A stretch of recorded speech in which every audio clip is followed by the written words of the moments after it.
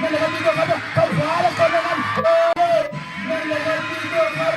เข้าขวาแล้วคนนั้นน้องชายมาแล้ว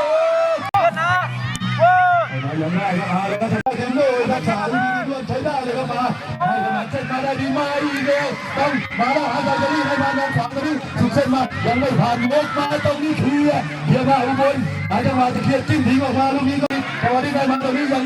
ได้ผ่านมาแล้วยิงเสาเล่นเขาสองอันตรายครับทางด้านต่อเล่นคอนกันหนุนมาด้วยศีรษะบอลสองเป็นของทางด้านอุบลได้ไหมอุบลนะครับนี่ก็เด่นบอยมาที่น้องคายมองเลยให้ช่องนี้มาได้ที่เอาเลยนะสถานการณ์ตอนนี้2-1เลยแบกนี้มา1ไล่ได้ลีเลย์มาได้เอาเลยครับทางด้านตัวเด่นบอยยกถึงมาซ้ายกระดับให้ซ้ายมาได้เลยครับให้มาตรงนี้เอาเลยครับยกสับโยกยึดยัดยึดไม่ได้โยกมาแถว2เลยมาบอลจะตามเข้าขวาได้ไหมยิงมาแล้วเนี่ยตอนนั้นไม่ยิงขวาได้ไหมยิงมาแล้วเนี่ยตอนนั้นไม่ยิงขวามาตรงนี้ครับทางด้านของเชอรี่ครับเนี่ยครับถึงซึมไปไม่ได้ครับรอดตัดเชือกแล้วไม่มีใครจะรอใครทั้งสิ้นออกมาตรงนี้ได้ไปเย็นเลยวันเข้าปากก่อนเลยลงมาออกมาตรงนี้ได้ไปเย็นเลยวันเข้าปากก่อนเลยลงมา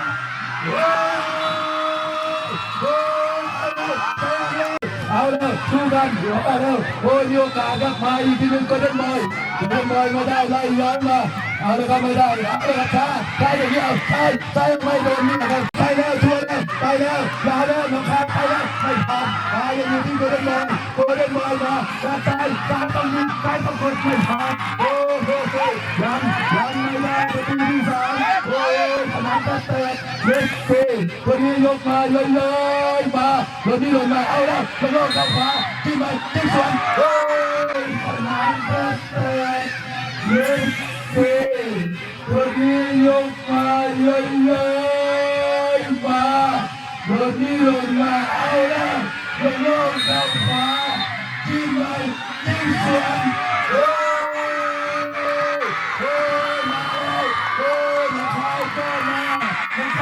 มาเอาเลยไม่ยอมจริงไม่ยอมกันจริงเลยให้กันเดี๋ยวนี้ไม่ทิ้งไปเลยโอ้ยครับได้เพื่อเกมลุกมาครับนี่แหละได้ลูกพุ่งครับทางด้านฝั่งนู้นก็มีสกอร์ครับโอ้ยที่สนามหนึ่งครับโอ้ยมาแล้วฝั่งนู้นครับช่วยกันช่วยอยู่มาชมให้ทางนี้ให้มาที่อะไรครับพี่ผู้ปกครองนะครับสามารถมาติดต่อเราได้เลยครับเป็นกลางสนามของบ้านเนี่ยให้ตอนนี้ตัดได้ให้ตอนนี้หาตัวสนับสนุนไม่มาจะไปได้ไหมไม่ได้ยังปั๊มนะจมูกแม้ว่าตรงนี้ก็ยังได้อยู่ที่ให้ตอนนี้มาที่ซ้ายกันนะไม่ได้เนี่ยมาดีแล้วเต็มนัดแขนไม่ได้เดี๋ยวได้บอลใหญ่ๆขนาดนี้ก็มาแล้ว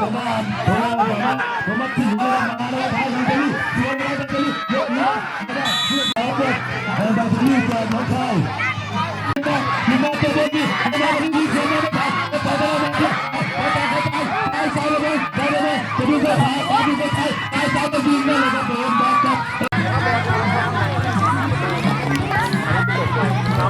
เอาละครับคนที่ดีมากเลยนะตอนนี้เนี่ยความสามารถที่จะตัวบอลกับพื้นได้ตอนนี้ได้นะที่จะทิ้งบอลได้เลยตอนนี้ไปด้วยครับแต่พื้นได้ยกตีมาอีกเดียวไม่มีตอนนี้ไม่มีตัวสอดเข้ามาครับแต่ตอนนี้ต้องเล่นเลยครับ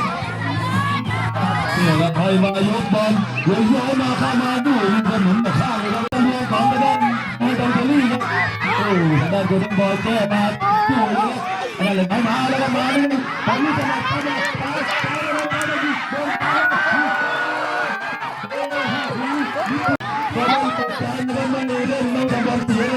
นี่ยครับบอลว่าพามาตัดไม่ได้ทีนี้ไม่ได้ทีนี้นะครับตัวนั้นเลยใ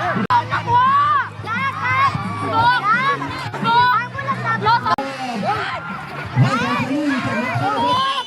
ตัวมีดีจะตีเสมอเลยเอาเยอะไปเลย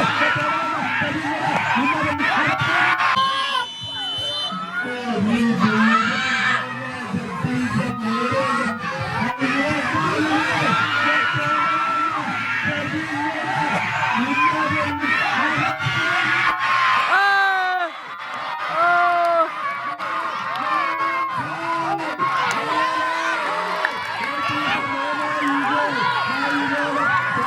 เอา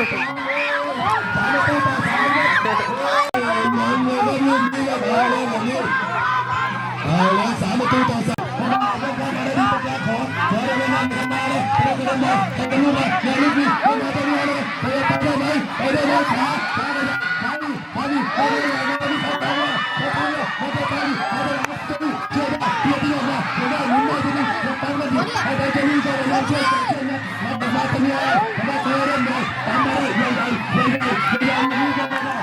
หมุนได้ที่นี่ยังได้อยู่ดีมาเจอเรื่องใหญ่มาตรงนี้เลยครับลุกมาตรงนี้ได้มีลุกไปตรงนี้ก็เอาละครับติดตามคนบอลที่นี่คนมาครับตรงนี้ฟาว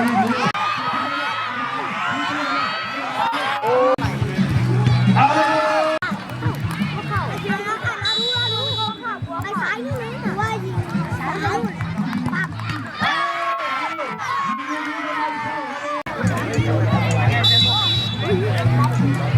เฮ้ยยิงที่สามเลย คนเล่นบอลครับ เป็นสาย นี่เรียบร้อยก็อะไรครับตีเสมอไปแล้วครับเล่น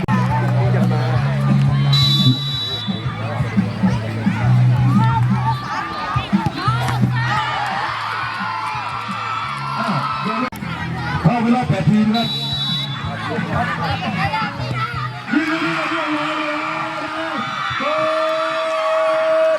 เลย